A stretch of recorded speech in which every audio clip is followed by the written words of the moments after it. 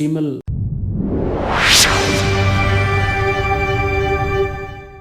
Good evening everyone. Welcome to YES-UPSC, the daily news analysis. Dear friends, if you are enjoying the video, please like the video, share it and subscribe the channel. ಎಲ್ಲರಿಗೂ ಹೊಸ ವರ್ಷದ ಹಾರ್ದಿಕ ಶುಭಾಶಯಗಳು. ಈ ಹೊಸ ವರ್ಷ ನಿಮ್ಮ ಎಲ್ಲರಿಗೂ ಕೂಡ ಹರ್ಷವನ್ನು ತರಲಿ. ಯಾರು UPSC ಮತ್ತು KPSC ಎಕ್ಸಾಮಿನೇಷನ್ಸನ್ನು ಅಟೆಂಡ್ ಮಾಡ್ತಾ ಇದ್ದೀರಿ 2020ನಲ್ಲಿ, ನಿಮಗೆ ಈ ಎಕ್ಸಾಮಿನೇಷನ್ಸ್ ಸಕ್ಸಸ್ ಆಗಲಿ. ಎಲ್ಲವುದಕ್ಕಿಂತ ಹೆಚ್ಚಾಗಿ ಈ ಎಕ್ಸಾಮಿನೇಷನ್ಸ್ಗೆ ಓದೋದಕ್ಕೆ ತುಂಬ ಎಬಿಲಿಟೀಸ್ ಬೇಕು, ತುಂಬ ಶಕ್ತಿ ಬೇಕು. ಆ ಭಗವಂತ ಈ ಎಕ್ಸಾಮಿನೇಷನ್ಸ್ಗೆ ನಿಮಗೆ ಹೆಚ್ಚು ಓದುವಂಥ ಶಕ್ತಿಯನ್ನು ಕರುಣಿಸಲಿ ಅಂತ ಹೇಳಿ ಆ ಭಗವಂತನೇ ನಾನು ಪ್ರಾರ್ಥನೆ ಮಾಡುತ್ತಾ ಇವತ್ತಿನ ನಮ್ಮ ಮೊದಲನೇ ಆರ್ಟಿಕಲ್ಸನ್ನು ನೋಡೋಣ. Kerala leads race for UN development goals, so which comes in GS paper 2.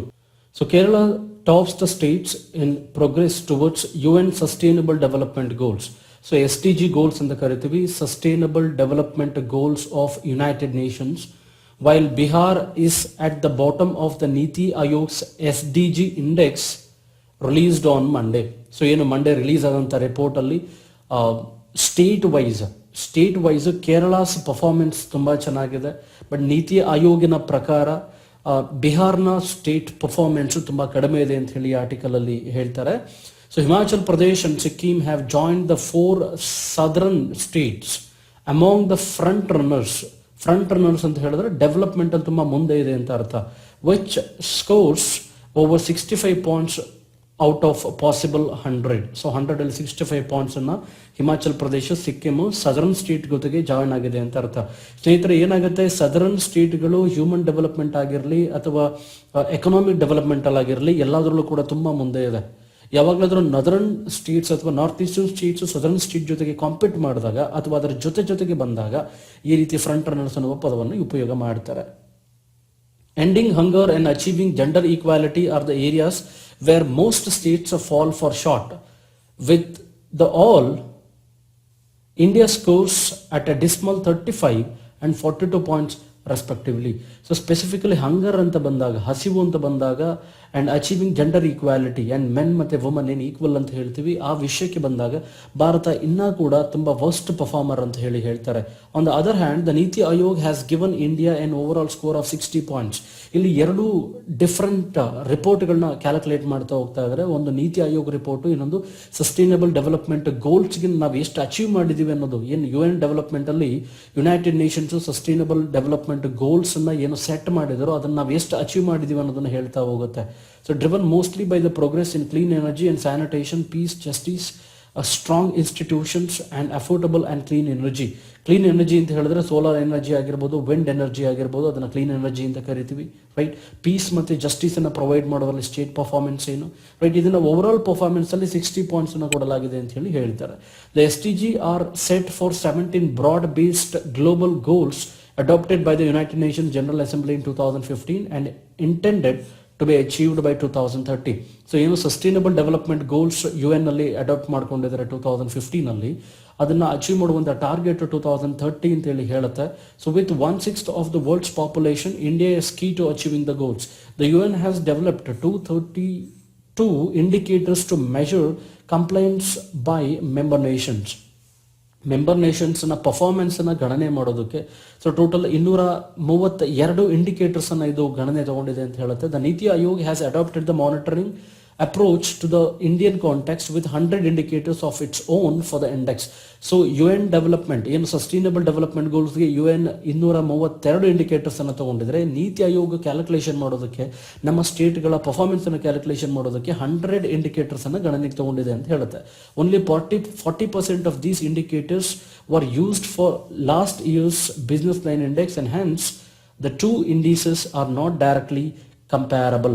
So ಎರಡಿಗೂ ಕೂಡ ಕಂಪ್ಯಾರಿಸನ್ ಮಾಡೋದು ಕಷ್ಟ, ಬಿಕಾಸ್ ದಿಸ್ ಕ್ಯಾರೀಸ್ ಓನ್ಲಿ 40% ಅಂತ ಹೇಳಿ ಆ ಥರ ಹೇಳ್ತಾರೆ. However it is still interesting to note that Kerala has retain its top slot. So Kerala ಯಾವಾಗಲೂ ಟಾಪ್ ಸ್ಲಾಟ್ ಅಲ್ಲಿದೆ. ಬಿಕಾಸ್ ನಾವು ಲಾಸ್ಟ್ ಟೈಮ್ ನಿನ್ನೆ ಕೂಡ ಒಂದು ಆರ್ಟಿಕಲ್ ಡಿಸ್ಕಸ್ ಮಾಡುವಾಗ ಹೇಳಿದ್ವಿ, ಹ್ಯೂಮನ್ ಡೆವಲಪ್ಮೆಂಟ್ಗೆ ಕಂಪೇರ್ ಮಾಡೋದಾದ್ರೆ ಕೇರಳ ಈಕ್ವಲ್ಸ್ ಚೈನಾ. ಸೊ ಚೈನಾದಲ್ಲಿ ಏನು ಹ್ಯೂಮನ್ ಡೆವಲಪ್ಮೆಂಟ್ ರ್ಯಾಂಕ್ ಇಂಪ್ರೂವ್ ಆಗಿದೆಯೋ, ಏನು 78th ರ್ಯಾಂಕ್ ಇದೆ ಚೈನಾದ ಹ್ಯೂಮನ್ ಡೆವಲಪ್ಮೆಂಟ್ ಇಂಡೆಕ್ಸ್ ಅಲ್ಲಿ, ಬಟ್ ಇಂಡಿಯಾ ರ್ಯಾಂಕ್ 130th ಏನು 130th ರ್ಯಾಂಕ್ ಇದೆ, ಅದನ್ನು ರೀಸೆಂಟಾಗಿ 129th ನಾವು ಇಂಪ್ರೂವ್ ಮಾಡ್ಕೊಂಡಿದ್ವಿ. So Kerala matches with China's human development, because ಅವ್ರ ಹೆಲ್ತಲ್ಲಾಗಿರಲಿ, ಎಜುಕೇಷನ್ ಆಗಿರಲಿ, ಸ್ಯಾನಿಟೇಷನ್ ಆಗಿರಲಿ, they are performing far better than other States.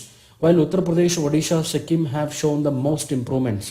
So Uttar ಪ್ರದೇಶಲ್ಲಿ ಸ್ಪೆಸಿಫಿಕಲಿ ಒಡಿಶಾದಲ್ಲಿ ಮತ್ತು ಸಿಕ್ಕಿಮಲ್ಲಿ ಸ್ವಲ್ಪ ಇಂಪ್ರೂವ್ಮೆಂಟ್ ಆಗಿದೆ ಅಂತ ಹೇಳಿ ಆಥರ್ ಹೇಳ್ತಾರೆ.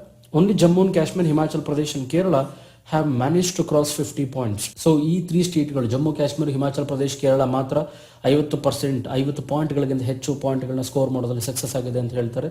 The indicators considered includes crime against woman ವಿರುದ್ಧ, ಮಹಿಳೆಯರ ವಿರುದ್ಧ ಆಗಿರುವಂತಹ ಕ್ರೈಮ್ಗಳು, ಎರಾಡಿಕೇಟಿಂಗ್ ಸೆಕ್ಸ್ ಸೆಲೆಕ್ಷನ್, ಅಂದ್ರೆ ನಾವೇನು ಫೀಮೇಲ್ ಇನ್ಫೆಂಟಿಸೈಡ್ಸ್ ಅಂತ ಕರಿತೀವಿ, ಅಂದ್ರೆ ಶಿಶು ಭ್ರೂಣ ಹತ್ಯೆ ಅಂತ ಏನು ಕರಿತೀವಿ, ಅದನ್ನ ಕೂಡ ಇನ್ಕ್ಲೂಡ್ ಮಾಡಲಾಗಿದೆ. ಅಂಡ್ ಡಿಸ್ಕ್ರಿಮಿನೇಷನ್ ಅಗೇನ್ಸ್ಟ್ ಡಾಟರ್ಸ್, ಮಕ್ಕಳ ವಿರುದ್ಧ ಡಿಸ್ಕ್ರಿಮಿನೇಷನ್ ಮಾಡ್ತಕ್ಕಂಥದ್ದು, ತಾರತಮ್ಯ ಮಾಡ್ತಕ್ಕಂಥದ್ದು. ಎಕ್ಸಾಂಪಲ್, ಮೇಲ್ ಚೈಲ್ಡ್ಗೆ ಒಳ್ಳೆ ಎಜುಕೇಶನ್ ಕೊಡ್ತಕ್ಕಂಥದ್ದು, ಫೀಮೇಲ್ ಚೈಲ್ಡ್ಗೆ ಎಜುಕೇಶನ್ ಅನ್ನು ನಿರಾಕರಣೆ ಮಾಡ್ತಕ್ಕಂಥದ್ದು, ಬರೀ 18 ಇಯರ್ಸ್ಗೆ ಅವ್ರಿಗೆ ಮದುವೆ ಮಾಡ್ತಕ್ಕಂಥದ್ದು. ಈ ರೀತಿ ಏನು ಕ್ರೈಟೀರಿಯಾಸ್ ಇದಾವೆ, ಈ ಎಲ್ಲದನ್ನು ಕೂಡ ಈ ಒಂದು ಮಾನದಂಡದಲ್ಲಿ ಉಪಯೋಗ ಮಾಡಿದ್ದಾರೆ ಅಂತ ಹೇಳಿ ಈ ಪರ್ಟಿಕ್ಯುಲರ್ ಸೆಗ್ಮೆಂಟ್ ಹೇಳುತ್ತೆ. So showing women's economic and political empowerment and leadership. So a sex ratio of 896 females per 1000 males, a 17.5% female labor participation rate, and the fact that one in 3 women experience spousal violence all contribute to a low score countrywide.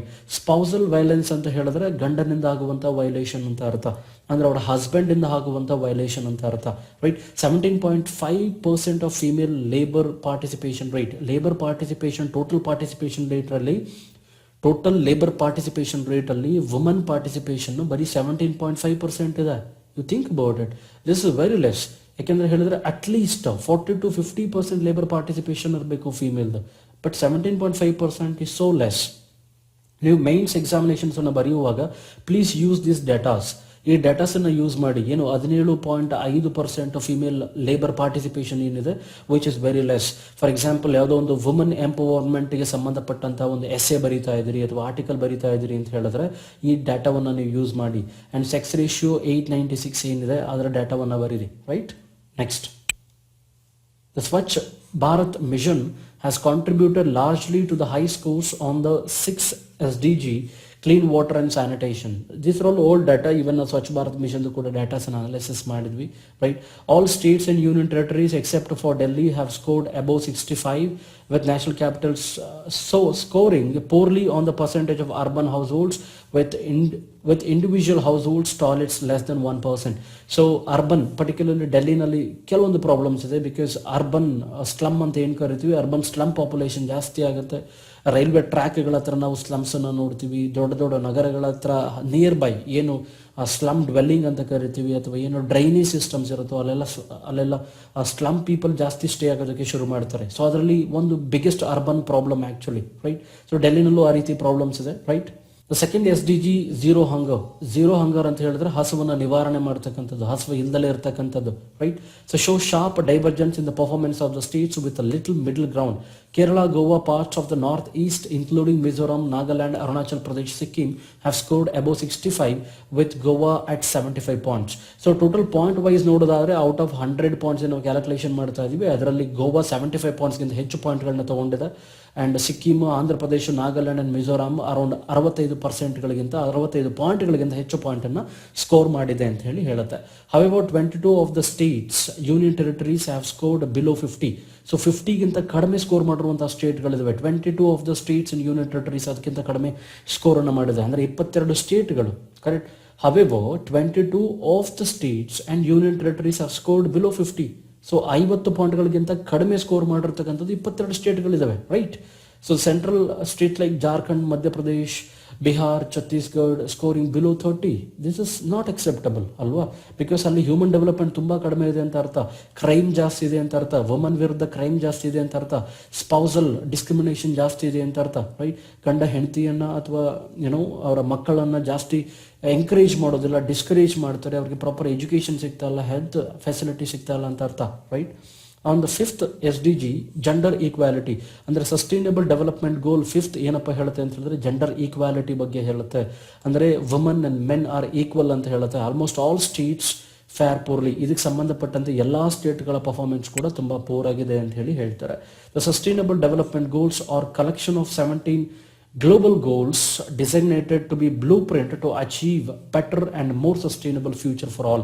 So ನಾನು ಆವಾಗಲೇ ಹೇಳಿದಾಗೆ sustainable development ಗೋಲ್ ಅಂತಕ್ಕಂಥದ್ದು 2015ರಲ್ಲಿ United Nations ಇದನ್ನು set ಮಾಡಿರ್ತಾರೆ. ಇದನ್ನು achieve ಮಾಡುವಂಥ period 2030ನೇ ವರ್ಷಕ್ಕೆ ಇಲ್ಲಿರುವಂಥ 17 ಗೋಲ್ಗಳನ್ನ ಅಚೀವ್ ಮಾಡಬೇಕು. Correct. The SDG set in 2015, these things we have seen already. So we'll move on to the next particular article. ಈ ಆರ್ಟಿಕಲ್ ಅಲ್ಲಿ railway looks to AI for security solutions. AI ಅಂತ ಹೇಳಿದ್ರೆ artificial intelligence ಅಂತ ಹೇಳಿ ಅರ್ಥ. Right, we'll see. In order to make railway travel safe, for the Indian Railway is banking on artificial intelligence based technology solutions. So Indian railway ಸೇಫ್ಟಿಯನ್ನು provide ಮಾಡೋದಕ್ಕೆ railways ಅಲ್ಲಿ artificial intelligence ಅನ್ನು ಬಳಕೆ ಮಾಡ್ತೀವಿ ಅಂತೇಳಿ ಹೇಳ್ತಾ ಇದ್ದಾರೆ. The national transporter plans to install CCTV across thousands of its stations. This is very important. CCTV ಆಗ್ತಕ್ಕಂಥದ್ದು ಬಹಳ ಇಂಪಾರ್ಟೆಂಟ್ ಆಗುತ್ತೆ, ಬಿಕಾಸ್ ಇದರಲ್ಲಿ use facial recognition system to identify people with criminal records and miscreants. So ಅಂತ ಹೇಳಿದ್ರೆ ಯಾರು criminal records ಇದ್ದರೆ CCTV ಅವರು face recognition ಮಾಡ್ತಕ್ಕಂಥದ್ದು ಆಕ್ಟಿವಿಟೀಸ್ ಇರುತ್ತೆ. ಫಾರ್ ಎಕ್ಸಾಂಪಲ್, ಯಾರಾದರೂ ಒಬ್ಬ ವ್ಯಕ್ತಿ ಯಾವುದೋ ಒಂದು ಪರ್ಟಿಕ್ಯುಲರ್ ಕೇಸಲ್ಲಿ ಅವನು ಸಿಕ್ಕಾಕೊಂಡಿರ್ತಾನೆ, ರೈಲ್ವೆ ಥೆಫ್ಟ್ ಆಗಿರ್ಬೋದು, ರೈಲ್ವೆನಲ್ಲಿ ಕದಿತಕ್ಕಂಥ ಕೆಲಸ ಮಾಡ್ತಿರ್ಬೋದು, ಅಥವಾ ರೈಲ್ವೆಗಳಿಗೆ ಬಾಂಬ್ ಬಿಟ್ಟಂಥ ಕೆಲಸ ಮಾಡಿರ್ಬೋದು, ಈ ರೀತಿ ಏನೇ ಆಕ್ಟಿವಿಟೀಸ್ ಮಾಡಿರ್ಬೋದು, ಆ ರೀತಿ ಕಳ್ಳತನ ಮಾಡಿರ್ತಕ್ಕಂಥದ್ದು ಅಥವಾ ಆ ರೀತಿ ಕ್ರೈಮ್ ಮಾಡಿರ್ತಕ್ಕಂಥ ಕ್ರಿಮಿನಲ್ಸನ್ನು ಡಿಟೆಕ್ಟ್ ಮಾಡೋದಕ್ಕೆ ಇದು ಫೇಶಿಯಲ್ ರೆಕಗ್ನೈಸೇಷನ್ ಮಾಡುವಂಥ ಒಂದು ಟೆಕ್ನಾಲಜಿಯನ್ನು ಇಂಟ್ರೊಡ್ಯೂಸ್ ಮಾಡ್ತೀವಿ ಅಂತ ಹೇಳಿದ್ದಾರೆ. ಸೊ ಆರ್ಟಿಫಿಷಿಯಲ್ ಇಂಟೆಲಿಜೆನ್ಸ್ ಅಂತ ಹೇಳಿದ್ರೆ it's very very important in the future. ನಾನು ನಿಮಗೆ ಇನ್ ದ ನೆಕ್ಸ್ಟ್ ಸ್ಲೈಡಲ್ಲಿ ಆರ್ಟಿಫಿಷಿಯಲ್ ಇಂಟೆಲಿಜೆನ್ಸ್ನ ಬೇಸಿಕ್ ಡೀಟೇಲ್ಸನ್ನು ಹೇಳ್ತೀನಿ. Right. Railway also intended to use artificial intelligence and face recognition software to stop criminals. The first Railway Commando Battalion Coras to tackle the menace of terrorism and nexalism in railways has been formed. This is very very important. ಇದರಲ್ಲಿ ಇನ್ನೊಂದು formation ಏನಪ್ಪಾ ಆಗುತ್ತೆ ಅಂತ ಹೇಳಿದ್ರೆ ಕೊರಾಸ್ ಅಂತ ಕರಿತೀವಿ ನಾವು. CORAS ಅಂತ ಹೇಳಿದ್ರೆ to tackle menace of terrorism, railways nearby terrorism ಆಕ್ಟಿವಿಟೀಸ್ಗಳನ್ನ ಕಂಟ್ರೋಲ್ ಮಾಡೋದಕ್ಕೆ, ನಕ್ಸಲ್ ಅಟ್ಯಾಕ್ ಅಥವಾ ನಕ್ಸಲಿಸಮನ್ನು ಕಂಟ್ರೋಲ್ ಮಾಡೋದಕ್ಕೆ ಈ ಒಂದು ಫೋರ್ಸನ್ನು ನಾವು ಯೂಸ್ ಮಾಡ್ತಾ ಇದ್ವಿ, ಒಂದು ಕಮಾಂಡೋಸನ್ನು ಯೂಸ್ ಮಾಡ್ತಾ ಇದ್ವಿ. ರೈಟ್. ನಮಗೆ ತುಂಬ ಚೆನ್ನಾಗಿ ಗೊತ್ತು, ಏನು ಬಾಂಬೆನಲ್ಲಿ ಶಿವಾಜಿ ಟರ್ಮಿನಲ್ಸ್ ರೈಲ್ವೆ ಟರ್ಮಿನಲ್ಸ್ ಇದೆ, ಅಲ್ಲಿ ಪಾಕಿಸ್ತಾನದಿಂದ ಬಂದಂತಹ ಟೆರರಿಸ್ಟ್ಗಳು ಹ್ಯೂಜ್ ಫೈರ್ ಮಾಡ್ತಾರೆ, ಎಲ್ಲ ಕಡೆ ಫೈರ್ ಮಾಡ್ಕೊಂಡು ಹೋಗ್ತಾರೆ, ಹಂಡ್ರೆಡ್ಸ್ ಆಫ್ ಪೀಪಲ್ ಡೆತ್ ಆಗುತ್ತೆ. ರೈಟ್. ಸೊ ಈ ರೀತಿ ಮೆನಾನ್ಸ್ ಈ ರೀತಿ ಆಗುವಂಥ ಟೆರರಿಸ್ಟ್ ಆಕ್ಟಿವಿಟೀಸನ್ನು ಕಂಟ್ರೋಲ್ ಮಾಡೋದಕ್ಕೆ ಇದು ಸಹಾಯ ಮಾಡುತ್ತೆ ಅಂತ ಹೇಳಿ ಹೇಳ್ತಾರೆ. ಸೊ ಪರ್ಟಿಕ್ಯುಲರ್ಲಿ ಈ ಕಮಾಂಡೋ ಬೆಟಾಲಿಯನನ್ನು ಸ್ಥಾಪನೆ ಮಾಡಿದರೆ ಅದಕ್ಕೆ ಕೋರಾಸ್ ಅಂತ ಹೇಳಿ ಹೆಸರಿಟ್ಟಿದ್ದಾರೆ. So as far as budget is concerned, so got 500 crore from the Nirbhaya fund, because Nirbhaya fund ನಾವು ಅವಾಗ ಹೇಳಿದ್ವಿ 2,000 ಕೋಟಿ ನಿರ್ಭಯ ಫಂಡ್ ಹಾಗೆ ಪೆಂಡಿಂಗ್ ಅಲ್ಲಿದೆ. ಇದರಲ್ಲಿ ಬರೀ 15% ಅಷ್ಟೇ ಯೂಸ್ ಮಾಡಿದರೆ, ರಿಮೈನಿಂಗ್ 85% ಹಂಗೆ ಪೆಂಡಿಂಗ್ ಅಲ್ಲಿದೆ ಅಂತ ಹೇಳಿದ್ವಿ ಲಾಸ್ಟ್ ಟೈಮು. ಸೊ ಅದನ್ನು ಮೈಂಡಲ್ಲಿ ಇಟ್ಕೊಂಡು ಅಲ್ಲಿಂದ 500 crores ಡ್ರಾ ಮಾಡಿದ್ದಾರೆ. ಇನ್ನು 2,000 ಕೋಟಿಯನ್ನು ರೈಲ್ವೆ ಫಂಡಿಂದ ತಗೋತಾ ಇದ್ದಾರೆ. ಆರ್ಟಿಫಿಷಿಯಲ್ ಇಂಟೆಲಿಜೆನ್ಸ್ ಅಂತ ಹೇಳಿದ್ರೆ ಇನ್ ಕಂಪ್ಯೂಟರ್ ಸೈನ್ಸ್ ಅಲ್ಲಿ artificial intelligence sometimes called machine intelligence ಅಂತ ಅರ್ಥ. ಅಂದರೆ ಇದಕ್ಕೆ ಒಂದು ಡಿಫ್ರೆಂಟ್ ಮ್ಯಾಚ್ ಇದೆ. ಈಗ ನಾವು ಯಾವುದಾದ್ರೂ ಒಂದು ಪರ್ಟಿಕ್ಯುಲರ್ ಇಂಟೆಲಿಜೆನ್ಸ್ ಡೆಮಾನ್ಸ್ಟ್ರೇಷನ್ ಮಾಡಬೇಕು ಅಂತ ಹೇಳಿದ್ರೆ ಥ್ರೂ ಮಷಿನ್ಸ್. ಈಗ ನಾವು ನ್ಯಾಚುರಲ್ ಆಗಿ ಥಿಂಕ್ ಮಾಡೋದು ಬೇರೆ, ನನ್ನ ನ್ಯಾಚುರಲ್ ಇಂಟೆಲಿಜೆನ್ಸ್ ಇದು, ಕರೆಕ್ಟ್ ಅಲ್ವಾ? ನಾವೇನು ನ್ಯಾಚುರಲಿ ಎವ್ರಿ ಡೇ ನಮ್ಮ ಲೈಫನ್ನು ಲೀಡ್ ಮಾಡ್ತೀವಿ, ಅದು ನ್ಯಾಚುರಲ್ ಇಂಟೆಲಿಜೆನ್ಸ್. ಮಷಿನ್ ಇಂಟೆಲಿಜೆನ್ಸ್ ಅಂತ ಹೇಳಿದ್ರೆ ಯಾವುದಾದ್ರೂ ಒಂದು ಪರ್ಟಿಕ್ಯುಲರ್ ಸೆಗ್ಮೆಂಟನ್ನು, ಈಗ ನಾವು ನಿಮ್ಗೆ ಹೇಳಿದ್ವಿ ಏನು ಫೇಸ್ ರೆಕಗ್ನೇಷನ್ ಅಂತ ಹೇಳಿದ್ವಿ. ಫೇಸ್ ರೆಕಗ್ನೇಷನ್ ಅಂತ ಹೇಳಿದ್ರೆ ಅದರಲ್ಲಿ ಆರ್ಟಿಫಿಷಿಯಲ್ ಇಂಟೆಲಿಜೆನ್ಸನ್ನು ಯೂಸ್ ಮಾಡಿದ್ರೆ ಅದರಲ್ಲಿ ಯಾರು ಥೆಫ್ಟು, ಯಾರು ನಾರ್ಮಲ್ ಸಿಟಿಸನ್ಸು, ಯಾರ ಹೆಸರಲ್ಲಿ ಏನು ಕೇಸ್ ಇದೆ, ಎಲ್ಲ ಡೀಟೇಲ್ಸು ಗೊತ್ತಾಗುತ್ತೆ ನಮಗೆ. Right. So is intelligence demonstrated by machines in contrast to the natural intelligence displayed by humans. ನಾವು ನ್ಯಾಚುರಲ್ ಇಂಟೆಲಿಜೆನ್ಸ್ ಅನ್ನು ಮಾಡ್ತೀವಿ. ಮಷಿನ್ ಇಂಟೆಲಿಜೆನ್ಸ್ ಅಂತ ಹೇಳಿದ್ರೆ ಮಷಿನ್ ಅನ್ನು ಉಪಯೋಗ ಮಾಡಿ ಅದರಿಂದ ನಾವು ಏನು ಸೇಫ್ಟಿಯನ್ನು ಪಡ್ಕೋತೀವಿ, ಅದೇ ಆರ್ಟಿಫಿಷಿಯಲ್ ಇಂಟೆಲಿಜೆನ್ಸ್. ಸಿಂಪಲ್ ಆಗಿ ಹೇಳೋದಾದ್ರೆ that is what is artificial intelligence is all about. The next topics is very very important topic. General Rawat, Bipin Rawat is the India's first chief of defense staff. Very very important. ನಾವು last time ಹೇಳಿದ್ವಿ first chief of defence staff ಯಾರಪ್ಪ ಆಗ್ತಾರೆ, CDS first ಯಾರನ್ನ appoint ಮಾಡ್ತಾರೆ. ತುಂಬ ಚರ್ಚೆ ಆಗ್ತಿತ್ತು, general Bakshi ಮಾಡ್ತಾರೆ, ಸೋ ಬೇರೆ ಬೇರೆಯವ್ರನ್ನ ಮಾಡ್ತಾರೆ ಅಂತ ಹೇಳಿ. ಬಟ್ ಇದರಲ್ಲಿ ಫ್ರಂಟ್ ರನ್ನರ್ ಆಗಿರ್ತಕ್ಕಂಥವ್ರು, ಬಿಕಾಸ್ ಜನರಲ್ ಬಕ್ಷಿಗೆ ತುಂಬ ವಯಸ್ಸಾಗಿದೆ, ಅವರು 65 ವರ್ಷಕ್ಕಿಂತ ಜಾಸ್ತಿ ಆಗಿರೋದ್ರಿಂದ ಅವರು ಇದಕ್ಕೆ ಎಲಿಜಿಬಲ್ ಆಗೋದು ಬಹುಶಃ ಕಷ್ಟ ಆಗಿದೆ. ರಾವತ್ಗೆ ತುಂಬ ಎಕ್ಸ್ಪೆಕ್ಟೇಷನ್ಸ್ ಇತ್ತು, ಆ್ಯಕ್ಚುಲಿ ಜನರಲ್ ಬಿಪಿನ್ ರಾವತ್ಗೆ ತುಂಬ ಎಕ್ಸ್ಪೆಕ್ಟೇಷನ್ಸ್ ಇತ್ತು, ಅವರು CDS ಆಗಿ ಅಪಾಯಿಂಟ್ ಆಗ್ತಾರೆ ಅಂತ. ಸೊ ಒಂದು ದಿವಸ ಅವ್ರು ರಿಟೈರ್ಡ್ ಆಗೋಕ್ಕೂ ಒಂದು ದಿವಸ ಮುಂಚೆ ಮಂಡೇ ಇವತ್ತು actually the government has announced general Bipin Rawat as a chief of defence staff ಅಂತ ಹೇಳಿ. ನಾವು ಲಾಸ್ಟ್ ಟೈಮ್ ನೋಡಿದ್ವಿ ಚೀಫ್ ಆಫ್ ಡಿಫೆನ್ಸ್ ಸ್ಟಾಫ್ ಅಂತ ಹೇಳಿದ್ರೆ ಏನು, ನಮ್ಮ ಆರ್ಮಿ ಇದೆ, ನೇವಿ ಇದೆ, ಏರ್ಫೋರ್ಸ್ ಇದೆ, ಈ 3 ವಿಂಗ್ಗಳಿಗೆ ಸಜೆಷನ್ಸ್ ಕೊಡ್ತಕ್ಕಂಥ ಒಂದು ಇಂಪಾರ್ಟೆಂಟ್ ಚೀಫ್ ಪೊಸಿಷನ್ ಇದು. ಇವ್ರಿಗೆ ಮಾತ್ರ ಅಲ್ಲ, ಡಿಫೆನ್ಸ್ ಮಿನಿಸ್ಟರ್ಸ್ಗೆ ಒಂದು ಸಜೆಷನ್ಸ್ನ ಕೊಡ್ತಕ್ಕಂಥದ್ದು, ಅದು ಮಿಲಿಟರಿಗಾಗಿರ್ಬೋದು ಅಥವಾ ಆರ್ಮಿಗಾಗಿರ್ಬೋದು, ವಾಟ್ ಎವರ್. ಈಗ ಆರ್ಮಿ, ನೇವಿ ಮತ್ತು ಏರ್ಫೋರ್ಸ್ 3 ಕೂಡ ಒಟ್ಟಿಗೆ ಕೆಲಸ ಮಾಡೋದಕ್ಕೆ ಆ್ಯಕ್ಚುಲಿ CDS ತುಂಬ ಇಂಪಾರ್ಟೆಂಟ್ ಪಾತ್ರವನ್ನು ವಹಿಸ್ತಾರೆ ಅಂತ ಹೇಳ್ಬೋದು. Outgoing Army Chief General Bipin Rawat was on Monday appointed as the country's first Chief of Defense Staff a day before he is to retire. So ನಿಮಗೆ 2 ವಿಷಯ ನೆನ್ಪಿಟ್ಕೊಳ್ಳಿ examination point of view. General Bipin Rawat ಅವರ ಹೆಸರನ್ನು ನೆನ್ಪಿಟ್ಕೊಳ್ಳಿ. He was a army chief ಆಗಿದ್ರು ಅಂತ ನೆನ್ಪಿಟ್ಕೋಬೇಕು. ಜೊತೆಗೆ he is the first chief of defence staff, ಇದು ನೆನ್ಪಿಟ್ಕೋಬೇಕು. And vice chief of army lieutenant general Manoj Mukund Naravane is scheduled to take over the 28th chief of army staff. ಇಲ್ಲಿ ಬಿಪಿನ್ ರಾವತ್ ಅವರ position ಖಾಲಿ ಆಗ್ತಿದ್ದಂಗೆ ಅದನ್ನು ಫುಲ್ಫಿಲ್ ಮಾಡೋದಕ್ಕೆ ಮನೋಜ್ ಮುಕುಂದ್ ಅವರು ಪ್ಲೇಸ್ ಆಗಿದ್ದಾರೆ actually as a 28th chief of army staff. According to the official gazette dated December 28, the upper age limit for the CDS has been fixed to 65 years. So ಎಲ್ಲಿವರೆಗೂ ಅವರು ವರ್ಷ ಇರುತ್ತಪ್ಪ ಅಂತ ಹೇಳಿದ್ರೆ, ಇದು ಬಹಳ ಇಂಪಾರ್ಟೆಂಟ್ ಆಗುತ್ತೆ. ಅದು UPSC ಆಗಿರಲಿ, KPSC ಆಗಿರಲಿ, FD, SD, ಬ್ಯಾಂಕ್ ಎಕ್ಸಾಮ್ ಯಾವುದೇ ಬರೀರಿ, CDS ಪೊಸಿಷನ್ ಹೊಸದಾಗಿ ಸೃಷ್ಟಿಯಾಗಿರೋದ್ರಿಂದ ಈ CDSಗೆ ಸಂಬಂಧಪಟ್ಟಂಥ ಕ್ವಶನ್ಸ್ ಡೆಫಿನೆಟ್ಲಿ ಬರುತ್ತೆ ನಮಗೆ. ಸೊ CDS ಎಷ್ಟು ವರ್ಷಗಳು ಕೆಲಸ ಮಾಡ್ತಾರಪ್ಪ, ಅವ್ರ ಮ್ಯಾಕ್ಸಿಮಮ್ ಏಜ್ ಲಿಮಿಟ್ ಏನಂತ ಹೇಳಿದ್ರೆ 65 ಇಯರ್ಸ್. ಅವರು 65 ವರ್ಷಗಳು ಅವರಿಗೆ ಆಗುವವರೆಗೂ ಮಾತ್ರ ಅವರು ಈ CDS ಪೊಸಿಷನ್ಸ್ ಅಲ್ಲಿ ಇರ್ತಾರೆ. However, the tenure of CDS has not been fixed. Service chiefs have a tenure of 3 years or 65 years. Chief of defence staff ಎಷ್ಟು ವರ್ಷಗಳು ಕೆಲಸ ಮಾಡ್ತಾರೆ ಅಂತ ಡಿಕ್ಲೇರ್ ಮಾಡಿಲ್ಲ. ಫಾರ್ ಎಕ್ಸಾಂಪಲ್ 3 ವರ್ಷ ಅವ್ರು ಕೆಲಸ ಮಾಡ್ತಾರ, ಅಲ್ಲ ಟೋಟಲ್ 5 ಇಯರ್ಸ್ ಮಾಡ್ತಾರ, 2 ಇಯರ್ಸ್ ಮಾಡ್ತಾರ, ಆ ನಂಬರ್ ಆಫ್ ಇಯರ್ಸ್ ಅನ್ನ ಡಿಸೈಡ್ ಮಾಡಿಲ್ಲ. ಬಟ್ ಯಾರು ಅಪಾಯಿಂಟ್ ಆಗ್ತಾರೋ ಅವರು 65 ವರ್ಷ ತಲುಪೋವರೆಗೂ ಕೆಲಸ ಮಾಡ್ತಾರೆ ಅನ್ನೋದು ಮಾತ್ರ ಗೊತ್ತಾಗಿದೆ ಎಲ್ಲಿವರೆಗೂ, right? For the remaining updates we have to wait and see. So but normally ಈಗ ಆರ್ಮಿ ಚೀಫ್ ಏನಿದ್ದಾರೆ ಅವ್ರು ಎಲ್ಲಿವರೆಗೂ ವರ್ಷ ವರ್ಕ್ ಮಾಡ್ತಾರೆ ಅಂತ ಹೇಳಿದ್ರೆ up to the age of 65 years, whichever is earlier and is remains unchanged. Service chief have a tenure of 3 years. Service chiefs 3 years ಇರ್ತಾರೆ, 3 ವರ್ಷಗಳು ಇರ್ತಾರೆ, ಅಥವಾ 65 years 62 years ಆಗೋವರೆಗೂ ಇರ್ತಾರೆ ಅಂತ ಅರ್ಥ, right? The next article is 25% reservation has been proposed for Karnataka students at NLSIU. We'll see the details.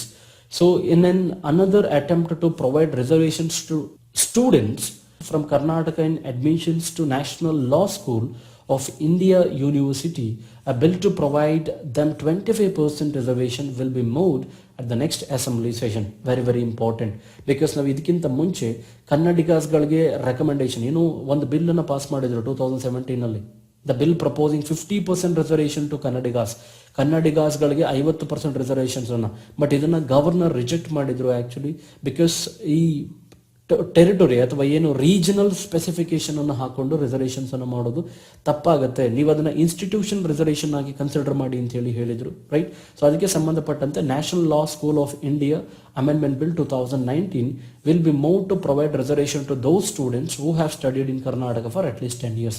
ಯಾರು ಕರ್ನಾಟಕದಲ್ಲಿ 10 ವರ್ಷಗಳು ಓದಿರ್ತಾರೋ ಅವರಿಗೆ specifically national law school of India ಯೂನಿವರ್ಸಿಟಿನಲ್ಲಿ 25% ಅಷ್ಟು ಅವರಿಗೆ ರಿಸರ್ವೇಷನ್ಸ್ ಅನ್ನ ಕಲ್ಪಿಸಿದ್ದಾರೆ. Hence we have moved this institution reservation and capped it 25% for the Karnataka students, which is very important. So next is no more personality test for certain group A and group B positions. This is a very important requirement. Because ನಾವು last time ನೋಡ್ತಾ ಇದ್ವಿ, it was in huge news. ಏನು KPSC ಕರ್ಮಕಾಂಡ ಇತ್ತು, ಏನು KPSCನಲ್ಲಿ KAS ಎಕ್ಸಾಮಿನೇಷನ್ಸನ್ನು ಬರೆದಿದ್ರು. ಆ KAS examinations ಬರೆದಾಗ ಇಂಟರ್ವ್ಯೂನಲ್ಲಿ ಅಬ್ಬಬ್ಬಾ ಅಂತ ಹೇಳಿದ್ರೆ ಅರೌಂಡ್ 1 ಕೋಟಿಯನ್ನು ಪಡೆದಿದ್ದಾರೆ ACಗೆ ಆ್ಯಂಡ್ DYSP ಪೊಸಿಷನ್ಸ್ಗೆ 1 ಕೋಟಿವರೆಗೂ ಹಣವನ್ನು ಪಡೆದಿದ್ದಾರೆ ಅಂತ ಹೇಳಿ. ಇದನ್ನು ಇಂಟರ್ವ್ಯೂನಲ್ಲಿ ಯಾರ ಹತ್ರ ಹಣವನ್ನು ಪಡೆದಿದ್ರೋ ಅವ್ರಿಗೆ 180 ಮಾರ್ಕ್ಸಿಂದ 130 to 180 ಮಾರ್ಕ್ಸ್ ಅಷ್ಟೊಂದು ಹೆಚ್ಚಿಗೆ ಮಾರ್ಕ್ಸನ್ನು ಅವ್ರಿಗೆ ಪ್ರೊವೈಡ್ ಮಾಡಿದ್ದಾರೆ ಅಂತ ಹೇಳಿ ನ್ಯೂಸಲ್ಲಿತ್ತು. ಸೊ ಇದಕ್ಕೆ ಸಂಬಂಧಪಟ್ಟಂತೆ ಈ ರೀತಿ ಚೇಂಜಸ್ ಗ್ರೂಪ್ A ಗ್ರೂಪ್ Bಗೆ ಚೇಂಜಸ್ ಆಗೋದು ಬಹಳ ಇಂಪಾರ್ಟೆಂಟ್ ಆಗುತ್ತೆ. The state government on Monday decided to do away with the interview or personality test for certain group A and certain group B post. Certain group B and certain group A ಅಂತ mention ಮಾಡಿದ್ದಾರೆ, right. So whether ಇದರಲ್ಲಿ KS include ಆಗುತ್ತೆ actually, but we have to think other positions. ಇಲ್ಲ KSಗೆ include ಆಗುತ್ತೆ, ಬೇರೆ ಪೊಸಿಷನ್ಸ್ಗೂ include ಆಗುತ್ತೆ. We have to wait and see. So this decision will ease the recruitment of the people certain professional posts in group A and group B categories.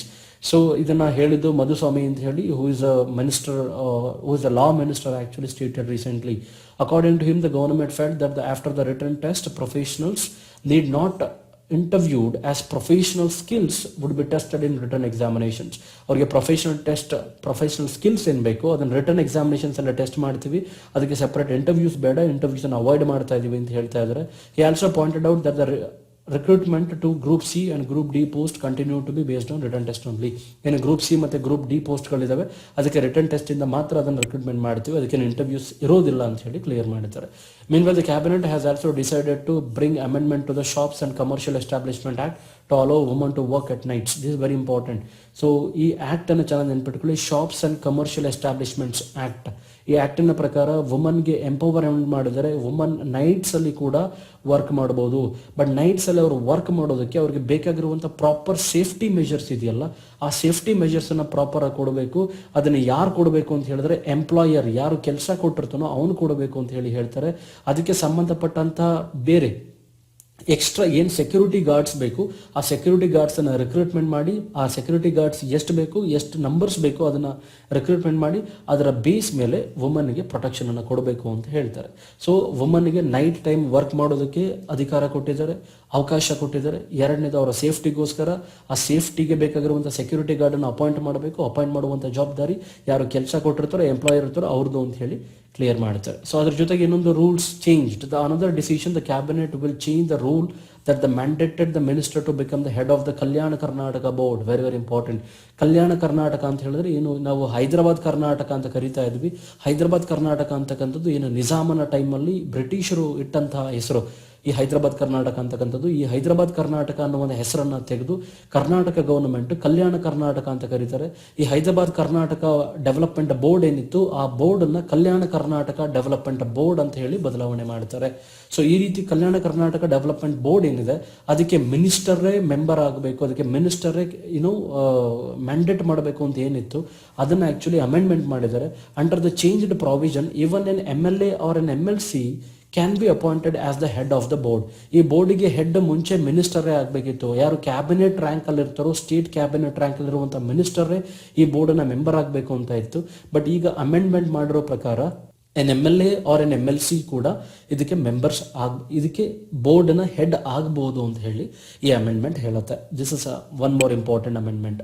So next we move on to overall green cover rises but north east records a dip. So overall green cover ಇಂಡಿಯಾದಲ್ಲಿ ಜಾಸ್ತಿ ಆಗಿದೆ, ಅದರ north eastern states ಅಲ್ಲಿ ಅದು ಕಡಿಮೆ ಆಗಿದೆ, dip ಆಗಿದೆ. We have to think. ಅದಕ್ಕೆ ಮಿನಿಸ್ಟರ್ ರೀಸನ್ ಕೊಡ್ತಾರೆ ಆಕ್ಚುಲಿ, ಬಿಕಾಸ್ ಏನು ನಾವು ಟ್ರೈಬಲ್ಗಳಿಗೆ ರೈಟ್ಸ್ ಅನ್ನ ಕೊಟ್ಟಿದ್ವಿ, ನಮ್ಮ ಟ್ರೈಬಲ್ ಪೀಪಲ್ಗೆ ಏನು ರೈಟ್ಸ್ ಅನ್ನ ಕೊಟ್ಟಿದ್ವಿ, ಅಧಿಕಾರವನ್ನು ಕೊಟ್ಟಿದ್ವಿ, ಅಲ್ಲಿ ಅವ್ರಿಗೆ ಲ್ಯಾಂಡ್ ರೈಟ್ಸ್ ಅನ್ನ ಕೊಟ್ಟಿದ್ವಿ, ಅವ್ರಿಗೆ ಪಟ್ಟಾಗಳನ್ನ ಇಶ್ಯೂ ಮಾಡಿದ್ವಿ, ನಾವು ಲ್ಯಾಂಡ್ ರೈಟ್ಸ್ ಅನ್ನ ಕೊಟ್ಟಿದ್ವಿ, ಪಟ್ಟಾಗಳನ್ನ ಇಶ್ಯೂ ಮಾಡಿದ್ವಿ. ಇದರಿಂದ ಅವ್ರು ಏನ್ ಮಾಡ್ತಾ ಇದ್ದಾರೆ, ಫಾರೆಸ್ಟ್ ಲ್ಯಾಂಡ್ ಅನ್ನ ಕ್ರಿಯೇಟ್ ಮಾಡಿ ಅಗ್ರಿಕಲ್ಚರ್ ಲ್ಯಾಂಡ್ ಕನ್ವರ್ಟ್ ಮಾಡ್ತಾರೆ. ಸೊ ಇದರಿಂದ ಇನ್ಸೈಡ್ ಫಾರೆಸ್ಟ್ ಏನಿದೆ ಅದರಲ್ಲಿ ನಂಬರ್ಸ್ ಕಡಿಮೆ ಆಗಿದೆ ಅಂತ ಹೇಳಿ ಹೇಳ್ತಾರೆ. ಸೊ ಬೇರೆ ಡೀಟೇಲ್ಸ್ ಏನಿದೆ we'll see. So the forest cover in the country raised by 3,976 square kilometres. So particular number ನೆನ್ಪಿಟ್ಕೊಳ್ಳಿ, ಅರೌಂಡ್ 4,000 ಅಂತ ಬರೆದ್ರು ನಡೆಯುತ್ತೆ ನೀವು ಎಕ್ಸಾಮಿನೇಷನ್ಸ್ ಅಲ್ಲಿ ರಿಟರ್ನ್ ಎಕ್ಸಾಮ್ ಬರೆಯುವಾಗ. ಅರೌಂಡ್ 4,000 ಚದರ ಕಿಲೋಮೀಟರ್ಸ್ ಅಷ್ಟು ಜಾಸ್ತಿ ಆಗಿದೆ ಅಂತ ಬರೀಬಹುದು. So sharpest decline in the north eastern states, ತುಂಬಾ ಡಿಕ್ಲೈನ್ ಆಗಿರ್ತಕ್ಕಂಥದ್ದು ನಾರ್ತ್ ಈಸ್ಟರ್ನ್ ಸ್ಟೇಟ್ಸ್. ನಾವು ಹೇಳ್ತೀವಿ ಸರ್ ನಾರ್ತ್ ಈಸ್ಟರ್ನ್ ಸ್ಟೇಟ್ಸ್ ಅಲ್ಲಿ ಸರ್ ಮೇಘಾಲಯದಲ್ಲಿ ಮಾಸಿನ್ಡ್ರಾಮ್ ಇದೆ, ಅತ್ಯಂತ ಹೆಚ್ಚು ಮಳೆ ಬೀಳುವಂಥ ಪ್ರದೇಶ, ಜಾಸ್ತಿ ಮಳೆ ಬೀಳೋದೆ ಅಲ್ಲಿ. ಸೊ ಅಲ್ಲಿ ಫಾರೆಸ್ಟ್ ಕವರ್ ಹೆಂಗೆ ಸರ್ ಕಡಿಮೆ ಆಗೋದಕ್ಕೆ ಸಾಧ್ಯ? ಸೊ ನಾನು ಅವಾಗಲೇ ಹೇಳಿದಾಗೆ ಬಿಗಿನಿಂಗ್, ಈ ಆರ್ಟಿಕಲ್ ಬಿಗಿನಿಂಗ್ ಅಲ್ಲಿ ಹೇಳಿದಾಗೆ ಬೇರೆ ಬೇರೆ ಹ್ಯೂಮನ್ ಮೇಡ್ ಫ್ಯಾಕ್ಟರ್ಸ್ ಇರುತ್ತೆ. ಕಡಿಮೆ ಆಗೋದಕ್ಕೆ ಮಾನವ ನಿರ್ಮಿತ ಕೆಲವೊಂದು ಬಹಳ ಇಂಪಾರ್ಟೆಂಟ್ ಕಾರಣಗಳಿರುತ್ತೆ ಫಾರೆಸ್ಟ್ ಕವರ್ ಕಡಿಮೆ ಆಗೋದಕ್ಕೆ. We'll see Arunachal Pradesh, Manipur, Mizoram according to 2009 edition of the India. So ಏನು ಮಣಿಪುರ್ ಇದೆ ಆ್ಯಂಡ್ ಮಿಜೋರಾಂ ಇದೆ ಆ್ಯಂಡ್ ಏನು ಅರುಣಾಚಲ್ ಪ್ರದೇಶ ಇದೆ, ಇಲ್ಲಿ ಫಾರೆಸ್ಟ್ ಕವರ್ ಕಡಿಮೆ ಆಗಿದೆ ಅಂತ ಹೇಳಿ ಹೇಳ್ತಾರೆ. At 7,12,000 square kilometre forest cover constituted 21.67% of the nation's geographical area or 0.12% more than the last year. So total geographical area ದಲ್ಲಿ ಈ forest cover 21.67% of the national geographical area ಅಂತ ಹೇಳಿ ಹೇಳುತ್ತೆ. So the ISFR, a biannual exercise, assessment the forest and tree cover, bamboo resource, carbon stock and forest fires. ISFR ಅಂತ ಹೇಳಿದ್ರೆ India state of forest report ಅಂತ ಹೇಳಿ ಅರ್ಥ. India state of forest report ಅಂತ. So India state of forest report 2019 ಅಂತ ಕರಿತೀವಿ, right? So the top 3 states showing an increase in forest cover are Karnataka, Andhra Pradesh and Kerala. Karnataka, Andhra Pradesh, ಕೇರಳದಲ್ಲಿ forest cover increase ಆಗಿದೆ ಅಂತ ಹೇಳ್ತಾರೆ. So tree and forest cover together made 25.56% of the India's area. Tree ಮತ್ತು forest cover ಎರಡನ್ನೂ count ಮಾಡಿದ್ರೆ 25.56% ಅಷ್ಟು total ಇಂಡಿಯಾದಲ್ಲಿ forest cover ಇದೆ ಅಂತ ಹೇಳ್ತಾರೆ. In the last assessment it was 24.39%. ಅಲ್ಲಿಗೆ ಇನ್ಕ್ರೀಸ್ ಗೊತ್ತಾಗ್ತದೆ ನಮಗೆ, right? So it is very important. Ujjwala scheme reduce the reliance on forest wood. ಇದು ಇನ್ನೊಂದು ಇಂಪಾರ್ಟೆಂಟ್. ಇಷ್ಟೊಂದು ಫಾರೆಸ್ಟ್ ಕವರ್ ಇನ್ಕ್ರೀಸ್ ಆಗೋದಕ್ಕೆ ಇನ್ನೂ ಒಂದು ಕಾರಣ ಉಜ್ವಲ ಸ್ಕೀಮ್ ಅಂತ ಹೇಳಿ ಹೇಳ್ತಾರೆ minister. The union environment ministry has credited Ujjwala scheme which provides free cooking gas to extremely poor families with possibly reducing the demand for fuel wood. ಏನು ಉಜ್ವಲ scheme under ಅಲ್ಲಿ fuel wood ಮೇಲೆ depend ಆಗಿದ್ರು. ಕಟ್ಟಿಗೆಗಳನ್ನ ಕಾಡಿಂದ ತರಬೇಕಿತ್ತು, ಅದರಿಂದ ಅಡುಗೆ ಮಾಡಬೇಕಿತ್ತು, ಅದರಿಂದ ಸ್ನಾನಕ್ಕೆ use ಮಾಡಬೇಕಿತ್ತು. ಎಲ್ಲ ಡೇ ಟು ಡೇ ಆಕ್ಟಿವಿಟೀಸ್ಗೆ ಅವ್ರಿಗೇನು ಬಿಸಿ ಮಾಡ್ತಾ ಇದ್ರು, ಅದು ಆಹಾರ ಬಿಸಿ ಮಾಡೋದಾಗಿರಲಿ ಅಥವಾ ನೀರನ್ನ ಬಿಸಿ ಮಾಡೋದಾಗಿರಲಿ, ಎಲ್ಲ ಆಕ್ಟಿವಿಟೀಸ್ಗಳಿಗೆ ಅವರು ವುಡನ್ನ ಯೂಸ್ ಮಾಡ್ತಾ ಇದ್ರು. ಬಟ್ ಉಜ್ವಲ ಸ್ಕೀಮ್ ಬಂದ ಮೇಲೆ ಆ ವುಡ್ ಮೇಲೆ ಇರ್ತಕ್ಕಂಥ ಆ ಮರಗಳನ್ನ ಕಡಿದು ಅದರಿಂದ ವುಡ್ಡನ್ನ ಕಲೆಕ್ಟ್ ಮಾಡ್ತಕ್ಕಂಥ ಆಕ್ಟಿವಿಟೀಸ್ ಇದೆಯಲ್ಲ, ಇದು ಕಡಿಮೆ ಆಗಿದೆ. ಸೊ ಇದರಿಂದ ಏನಾಗಿದೆ ಅಂತ ಹೇಳಿದ್ರೆ ಫಾರೆಸ್ಟ್ ಕವರ್ ಜಾಸ್ತಿ ಆಗಿದೆ ಅಂತ ಹೇಳಿ ಅವತರ ಹೇಳ್ತಾರೆ, right? So Ujjwala scheme is also contributing to the increase in forest cover. ನೀವು ಇದನ್ನ ಎಕ್ಸಾಮ್ಸ್ ಅಲ್ಲಿ ಸೇರಿಸಿ ಬರೀಬಹುದು. ಉಜ್ವಲ ಸ್ಕೀಮು ಏನು ಫ್ರೀ ಸಿಲಿಂಡರ್ಸ್ ಅಥವಾ ಗ್ಯಾಸ್ ಕನೆಕ್ಷನ್ಸ್ ಅನ್ನ ಪ್ರೊವೈಡ್ ಮಾಡ್ತಾ ಇದೆ. ಇದರಿಂದ ಯಾರು ಏನು ಅಡಿಗೆಗಳು ಅಥವಾ ಚುವ್ವ ಒಲೆಗಳು ಅಂತ ಕರೀತಾ ಇದ್ರು, ಅದ್ರ ಮೇಲೆ ಏನು ಡಿಪೆಂಡ್ ಆಗಿದ್ರು, ಅವ್ರ ಸಂಖ್ಯೆ ಕಡಿಮೆ ಆಗಿದೆ. ಇದರಿಂದ ಕೂಡ ಫಾರೆಸ್ಟ್ ಇನ್ಕ್ರೀಸ್ ಆಗೋದಕ್ಕೆ ಕಾರಣ ಅಂತ ಹೇಳಿ ಬರೀಬಹುದು, right? So in their assessment of villages in 31 states and union territories, nearly around 8,52,90,000 tons of firewood and so on, so tons of fodder and cubic meters of timber and bamboos and annually being living in forest fringes. ಯಾರು forest ಹತ್ರ ಜೀವನ ಮಾಡ್ತಿರ್ತಾರೋ ಅವ್ರ ಹತ್ರ ಈ ರೀತಿ ಏನು huge tons of fuel wood ಅಥವಾ ಟಿಂಬರ್ಸ್ ಆಗಿರಲಿ, ಬಾಂಬೂಸ್ ಆಗಿರಲಿ, ಅದನ್ನ ಕಲೆಕ್ಟ್ ಮಾಡಿದ್ದಾರೆ ಅಂತ ಹೇಳಿ ಈ ಆರ್ಟಿಕಲ್ ಹೇಳುತ್ತದೆ. Maximum fuel wood was removed in Maharashtra. Highest fuel wood ಅನ್ನು ಮಹಾರಾಷ್ಟ್ರದಿಂದ ತೆಗೆದಿದ್ದಾರೆ actually, which is 95 lakh tons, right? Think about it. Followed by Odisha and Rajasthan. The highest removal per person was in Nagaland, followed by Himachal Pradesh and Tripura. So we'll move on to the next important article. AFSPA extended in Nagaland for 6 months. So another 6 months ಗೆ ಏನು imposition ಅಂತ ಕರಿತೀವಿ, AFSPA imposition ಅನ್ನ increase ಮಾಡಿದ್ದಾರೆ, which comes in GS paper 3. The Ministry of Home Affairs has declared the entire state of Nagaland has disturbed area. Entire state of Nagaland ಅನ್ನ disturbed area ಅಂತ ಹೇಳಿ declare ಮಾಡ್ತಾರೆ for 6 more months. ಇನ್ನು 6 ತಿಂಗಳುಗಳಿಗೆ disturbed area ಅಂತ consider ಮಾಡ್ತೀವಿ under the controversial Armed Force Powers Act, AFSPA, Armed Forces Special Powers Act ಅಂತ ಹೇಳಿ ಕರಿತೀವಿ, ರೈಟ್? ಸೊ ಈ ಆಕ್ಟ್ ಅಂಡರ್ ಅಲ್ಲಿ ಆರ್ಮಿ ಜಾಸ್ತಿ ಅಥಾರಿಟಿಯನ್ನು ಹೊಂದಿರುತ್ತೆ, ಕಂಟ್ರೋಲ್ನ ಹೊಂದಿರುತ್ತೆ. Act empower the security forces to conduct operations anywhere and arrest any one without prior notice. ಯಾವುದೇ ರೀತಿಯ ನೋಟಿಸ್ ಅನ್ನು ಕೊಡದೇನೆ ಯಾರನ್ನ ಕೂಡ ಎನ್ಕ್ವೈರಿ ಮಾಡಬಹುದು, ಯಾರನ್ನ ಕೂಡ ಎನ್ಕ್ವೈರಿಗೆ ಒಳಪಡಿಸಬಹುದು, ಯಾರನ್ನ ಕೂಡ ಅರೆಸ್ಟ್ ಮಾಡಬಹುದು. Anywhere arrest any one, correct? So this very important. And the AFSPA has been in force in north eastern States actually since 1958 ಇಂದ ಕೂಡ ಇದು ಬಳಕೆಯಲ್ಲಿದೆ. Nagaland got statehood in 1963. It is a notification. The MHA said the central government is of the opinion that the area comprising the whole state of Nagaland is in such a disturbed and dangerous conditions that is used armed forces in the aid of civil power in the necessary. So ನಮಗೆ ಗೊತ್ತು north eastern states ಅಲ್ಲಿ particular Assam ತಗೊಳ್ಳಿ, ನೀವು ನಾಗಾಲ್ಯಾಂಡ್ ತಗೊಳ್ಳಿ, they are the disturbed areas. Different problems ಇದೆ ಅಲ್ಲಿ, migrations ಇದೆ, different local problems ಇದೆ, right. So presently AFSP at 1958 is in operation in entire state of Assam, Nagaland, Manipur, Assam, except Impal municipal area ಬಿಟ್ಟು and 3 districts namely Tirap, Chalang and Langding of Arunachal Pradesh ಇದನ್ನ ಬಿಟ್ಟು ಇನ್ ಎಲ್ಲಾ ಕಡೆ ಈ ಒಂದು AFSPA present ಅಲ್ಲಿದೆ ಅಂತ ಹೇಳಿ ಹೇಳ್ತಾರೆ. Centres notification, the notification declaring Manipur Assam as disturbed areas has been issued by the state governments. So ಏನು ಮಣಿಪುರ್ ಮತ್ತೆ ಅಸ್ಸಾಂ ಅನ್ನ ಡಿಸ್ಟರ್ಬ್ ಮಾಡಿದರೆ ಅದು ಸ್ಟೇಟ್ ಗವರ್ಮೆಂಟ್ ಇಂದ ಡಿಕ್ಲೇರ್ ಆಗಿರ್ತಕ್ಕಂಥದ್ದು. ಬಟ್ ನಾಗಾಲ್ಯಾಂಡ್ ಅನ್ನು ಏನು ಡಿಕ್ಲೇರ್ ಮಾಡಿದರೆ ಅದು ಸೆಂಟ್ರಲ್ ಗವರ್ಮೆಂಟ್ ಇಂದ ಮಿನಿಸ್ಟ್ರಿ ಆಫ್ ಹೋಮ್ ಅಫೇರ್ಸ್ ಇಂದ ಡಿಕ್ಲೇರ್ ಆಗಿರತಕ್ಕಂಥದ್ದು ಅಂತ ಹೇಳಿ ಹೇಳ್ತಾರೆ. ಸೊ ನೆಕ್ಸ್ಟ್ ಆರ್ಟಿಕಲ್ ಬಂದು carbon tax waiver for coal muted. This is very important and probably the last article for the day, so which comes in GS paper 3. So carbon ಸಂಬಂಧಪಟ್ಟಂತ important articles ಬಹಳ important ಆಗುತ್ತೆ. Because UPSC KPSC examinations ಅಲ್ಲಿ, prelims ಅಲ್ಲಿ, mains ಅಲ್ಲಿ carbon ಕ್ರೆಡಿಟ್ಗೆ ಸಂಬಂಧಪಟ್ಟಂತೆ, carbon ಟ್ಯಾಕ್ಸ್ಗೆ ಸಂಬಂಧಪಟ್ಟಂತೆ, carbon tax ಅನ್ನು specifically ಕೋಲ್ ಮೇಲೆ ಸಂಬಂಧಪಟ್ಟಂತೆ ಇದಕ್ಕಿಂತ ಮುಂಚೆ ತುಂಬಾ ಕ್ವಶನ್ಸ್ ಅನ್ನ ಕೇಳಿದ್ದಾರೆ. ಇದರ ಇಂಪಾರ್ಟೆಂಟ್ ಡೀಟೇಲ್ಸ್ ಅನ್ನು ನೋಡೋಣ. Prime minister Narendra Modi's office has proposed waiving a tax on ಕೋಲ್. ಏನು ಕೋಲ್, ಕಲ್ಲಿದ್ದಲು ಅಂತ ಕರಿತೀವಿ, ಕಲ್ಲಿದ್ದಲ ಮೇಲಿನ ಟ್ಯಾಕ್ಸ್ ಅನ್ನ ಕಡಿಮೆ ಮಾಡಿದ್ದಾರೆ to help finance pollution curbing equipment. Very important. ನೀವು ಯೋಚನೆ ಮಾಡಿ, ಕಾರ್ಬನ್ ಟ್ಯಾಕ್ಸ್ ಅನ್ನ, ಈಗ ನೀವು ಏನು ನಾವು ಕಾರ್ಬನ್ ಟ್ಯಾಕ್ಸ್ ಅಂತ ಕರಿತಾ ಇದೀವಿ, ಕಾರ್ಬನ್ ಟ್ಯಾಕ್ಸ್ ಅನ್ನ ಕಡಿಮೆ ಮಾಡೋದ್ರಿಂದ, ಅವ್ರೇನು ಕೋಲನ್ನು ಉತ್ಪಾದನೆ ಮಾಡಿ ಪ್ರೊಡಕ್ಷನ್ ಅನ್ನು ಮಾಡ್ತಾ ಇರ್ತಾರೋ ಆ ಕೋಲಿನ ಮೇಲೆ ಅವ್ರಿಗೆ ಟ್ಯಾಕ್ಸ್ ಅನ್ನ ಕಡಿಮೆ ಮಾಡೋದ್ರಿಂದ ಆಕ್ಚುಲಿ ಎನ್ವಿರಾನ್ಮೆಂಟಲ್ಲಿ ವಯಬಿಲಿಟಿ ಜಾಸ್ತಿ ಆಗುತ್ತೆ, ಉಪಯೋಗ ಜಾಸ್ತಿ ಆಗುತ್ತೆ, ಇದನ್ನ ಪೊಲ್ಯೂಷನ್ ಕಡಿಮೆ ಆಗುತ್ತೆ. ನೀವು ಕೇಳ್ಬೋದು, ಸರ್ ಕಾರ್ಬನ್ ಮೇಲೆ ಟ್ಯಾಕ್ಸ್ ಅನ್ನು ಕಡಿಮೆ ಮಾಡಿದ್ರೆ ಕೋಲನ್ನು ಜಾಸ್ತಿ ಯೂಸ್ ಮಾಡ್ತಾರಲ್ವಾ, ಅದರಿಂದ ಕಾರ್ಬನ್ ಡೈಆಕ್ಸೈಡ್ ಜಾಸ್ತಿ ಇನ್ಕ್ರೀಸ್ ಆಗುತ್ತಲ್ವಾ ಅಂತ.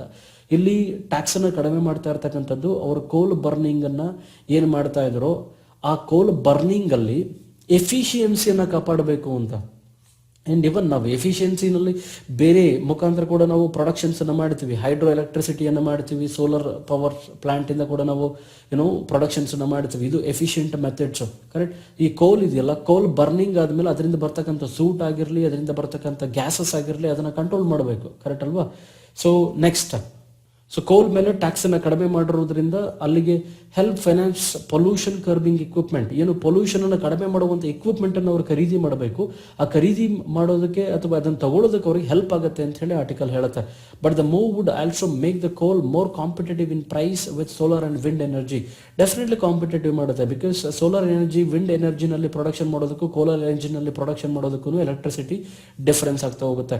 Mister Modi's office has proposed waiving a carbon tax of 400 rupees per ton. ಒಂದು ಟನ್ಗೆ 400 ರೂಪಾಯಿಯನ್ನು ಕಡಿಮೆ ಮಾಡ್ತಾ ಇದ್ದಾರೆ. That was levied on the production and import of the ಕೋಲ್.